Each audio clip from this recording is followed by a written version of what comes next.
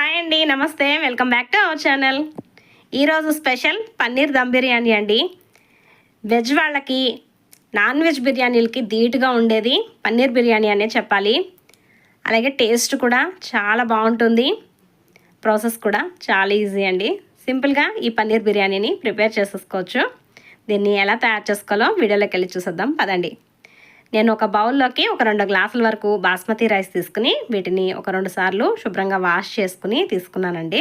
దీనిలోకి రైస్ ఉడకడానికి సరిపోయేట్టుగా నీళ్ళైతే పోసుకుంటున్నాను. ఇప్పుడు ఇందులోకి మనం బిర్యానీకి వాడే స్పైసెస్ అన్నిటిని కూడా ఇందులో వేసుకోవాలి. అలాగే టేస్ట్కి సరిపడగా ఉప్పు, కాస్త నిమ్మరసాన్ని వేసుకొని ఈ బౌల్ని పక్కన పెట్టుకోండి. ఒక హాఫ్ అన్ అవర్ అయినా మనకి ఈ రైస్ అయితే నానాలి. ఇప్పుడు మరొక గిన్నెను తీసుకున్నాను. అంటే నేను బిర్యానీ ప్రిపేర్ చేసే గిన్నెను అయితే తీసుకున్నానండి. దీనిలోకి 1 కప్పు పెరుగు వేసుకొని కాస్త పసుపు, అలాగే ఒక 3 స్పూన్ల వరకు కారం, టేస్ట్కి సరిపడగా ఉప్పు, 4 పచ్చిమిర్చి చీలికలు, కాస్త పుదీనా, కొత్తిమీర, అలాగే బిర్యానీ మసాలా వేసుకుంటున్నానండి. ఇది నేను ఇంట్లో ప్రిపేర్ చేసుకున్న బిర్యానీ మసాలా అనమాట. మీరు కావాలంటే బయట కొన్న బిర్యానీ మసాలా అయినా కూడా వేసుకోవచ్చు. అలాగే కాస్త అల్లం వెల్లుల్లి పేస్ట్, వేయించుకున్న ఫ్రైడ్ ఆనియన్స్ వేసుకోవాలి. అలాగే ఒక హాఫ్ చెక్క నిమ్మరసాన్ని కూడా పిండుకొని ఈ మసాలాలన్నీ కలుపుకోవాలండి. ఇందులోనే మనం కాస్త నెయ్యి కానీ ఆయిల్ కానీ వేసుకొని దీని అంతటిని కలిపేసుకొని పెట్టుకోవాలి. ఇలా మనం మసాలాని ప్రిపేర్ చేసుకోవాలండి.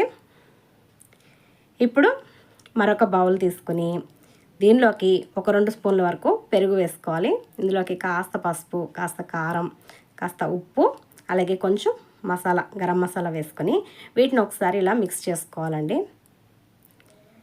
ఇలా మిక్స్ చేసుకున్న తర్వాత ఇందులోకి ఒక 250 గ్రామ్స్ వరకు పన్నీర్ తీసుకున్నాను నేను. ఇలా చిన్నగా క్యూబ్స్ కింద కట్ చేసుకొని ఈ పెరుగులో వేసుకొని ఈ పెరుగంతా ఈ పన్నీర్ ముక్కలకి పట్టేటట్టుగా కలుపుకోవాలి. చూడండి, ఇలా అంతా కలుపుకున్న తర్వాత దీన్ని మనం ఫ్రై చేసుకోవాలండి. స్టవ్ మీద ప్యాన్ పెట్టుకుని దీనిలోకి కాస్త ఆయిల్ వేసుకొని ఈ పన్నీర్ ముక్కలు వేసుకొని వేయించుకోవాలండి. మనం పన్నీర్ని డైరెక్ట్గా వేయించి కూడా వేసుకోవచ్చు. కాకపోతే ఇలా పెరుగులో కలిపి వేయించుకోవడం వల్ల టేస్ట్ అనేది బాగుంటుందన్నమాట. మసాలా అది కూడా ఈ పన్నీర్కి పట్టి టేస్ట్ బాగుంటుందండి. ఈ పన్నీర్ వేసిన వెంటనే కదపకుండా కొంచెం ఫ్రై అయిన తర్వాత, ఒకవైపు ఫ్రై అయిన తర్వాత రెండో వైపుకి తిప్పుకుని రెండో వైపును కూడా బాగా ఫ్రై అయ్యేటట్టుగా వేయించుకోవాలి. మీరు వేసిన వెంటనే కదిపేస్తే మట్టికి చిదురు కింద, అంటే చిన్న చిన్న ముక్కల కింద అయిపోతుందండి. కొంచెం ఒక పక్క వేగిన తర్వాత రెండో పక్కకి తిప్పుకొని 2 పక్కల కొంచెం బాగా ఎర్రగా అయ్యేంత వరకు వేయించుకోవాలి. మనం ఈ పన్నీర్ని ఇలా వేయించేసుకొని పక్కకు దించేసుకోవాలి. ఇప్పుడు మనం ముందు నానబెట్టుకున్నాం కదండి బాస్మతి రైస్, దాన్ని స్టవ్ మీద పెట్టుకుని ఉడికించుకోవాలండి. ఇది మనకి ఒక 70% వరకు కుక్ అవ్వాలి. మనకి ఇది ఒక పొంగు వచ్చిన తర్వాత వెంటనే ఒక 2-3 మినిట్స్కే ఉడికిపోతుంది. దగ్గరుండి చక్కగా ఇలా 70% వరకు కుక్ అయ్యేటట్టుగా చూసుకోవాలి. చూడండి, ఇలా మనకి మెతుకు పట్టుకుంటే కొంచెం పలుకు ఉండాలి, కాకపోతే కొంచెం మెత్తగా ఉండాలి. ఇలా ఉడికించుకున్న రైస్ని మనం మసాలా కలిపి పెట్టుకున్నాం కదండి, ఆ మసాలా పైన వేసేసుకోవాలి రైస్ అంతటిని కూడాను. ఇలా రైస్ అంతా ఈ మసాలా పైన పరుచుకొని ఇప్పుడు దీనిపైన మనం రైస్ ఉడికించుకున్న వాటర్ ఉంది కదండి, అదొక చిన్న గ్లాస్, అంటే ఒక 2 టీ గ్లాసులంతా వాటర్ని వేసుకోవాలి.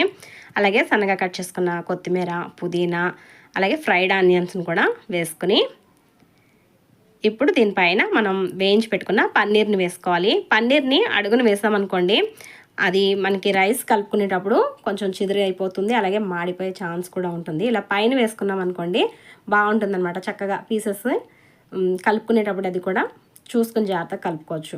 అలాగే దీనిపైన కాస్త అంతా నెయ్యి, కొంచెం ఆయిల్ కూడా వేసుకుని